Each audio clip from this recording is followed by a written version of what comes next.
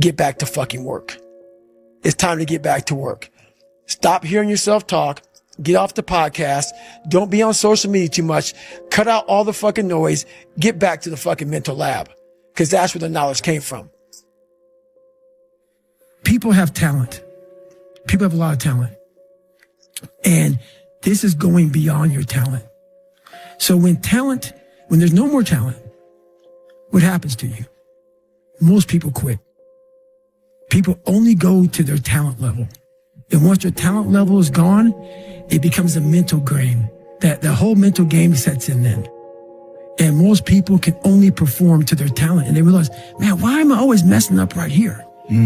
Why is this like my big hurdle? It's because you're performing to your talent. And then after that, your mind has nothing for you. Nothing for you. I see fighters, I see runners, I see people who they're great, but they get to the edge of their talent. It's like, fuck, man, what's up?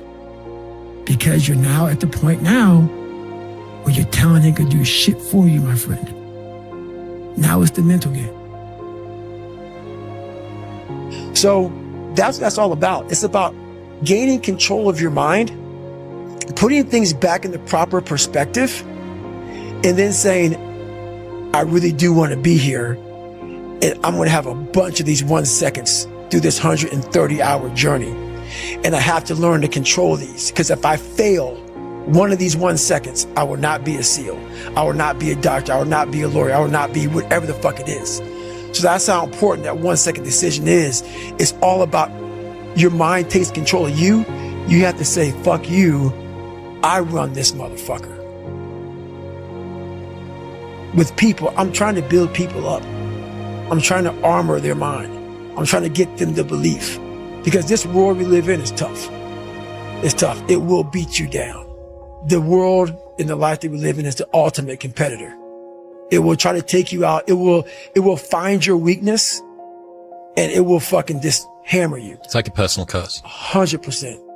So if I can help you build belief, build confidence to the point where nothing can hurt you because you know exactly who you are. You've faced your demons. You've been able to go on an audiobook in your mind. Maybe you didn't write a book, but in your mind, you were able to hear all your past traumas. You were able to listen to them. You're able to fucking say, okay, now I can now talk to people about what I went through. I'm no longer embarrassed. I'm no longer ashamed. Being ashamed is one of the biggest things that kill people nowadays. In their minds, kill them from moving forward. I'm ashamed of myself. Don't ever be ashamed of anything you've done in your life. Face it, fix it, make it better. We are humans. But then again, if you always think that we're humans, you will always just be a human and always make the same fucking mistakes.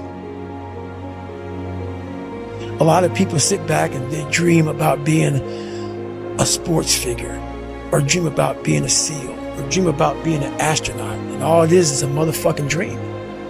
They don't put the work behind the dream. That dream has become their fucking master.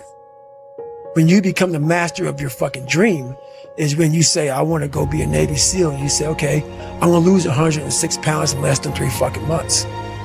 The dream was the one thing I thought about, and the dream was now gone.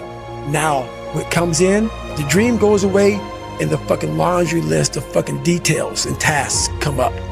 Gotta do this, gotta do this, gotta do this, gotta do this. That's when you become the master of your dream. I didn't have any kind of tools to handle it. Like, man, I thought I fixed this already, man. But no, I didn't go deep into the dungeon of my soul and say, okay, what is making you a quitter? What is making you a weak man? What is making you afraid? And so that's why I kept on quitting and going back to start, or not knowing how to get through hard times. And that's why I always tell people, I'm not a theorist. I didn't study, I didn't study a fucking book. I literally put myself in a fire repeatedly like a sword. You put a sword in the fire repeatedly and repeatedly. If you keep on doing that, you're gonna get a nice sword. And then you keep on beating it. You gotta beat the shit out of it. And that's what I am. Yeah. I became that. I said, okay, we can't quit. You gotta figure out why you are this pussy. Why are you this pussy, man? What's wrong with you? What's going on here? So I kept on putting the sword back in the daggone fire, and I just beat it harder. And I beat it harder. Before I knew it, I started realizing, all right, man, the brain is starting to get hard. The brain is starting to get hard. I'm no longer a theorist. I'm now a practitioner. I put it in hell. I dissected it while it's in hell, because you can't dissect anything in a normal environment. You can't dissect anything in 72-degree weather. You must put it in the fucking freezer and freeze the fuck out of it. And then you dissect it. Dissect it when it's miserable. Dissect the brain when all it's thinking about is, I need to get out of here, man. I want to get out of the fucking freezer. Open the door. And you said, nah, 5 more seconds, man. 5 more seconds in the freezer. And that's when you start to pick that brain apart. And that's what all this stuff did to me. I kept on putting myself back into the freezer or the fire and beating the shit out of myself, mentally and physically. Before I knew it, this is what happened.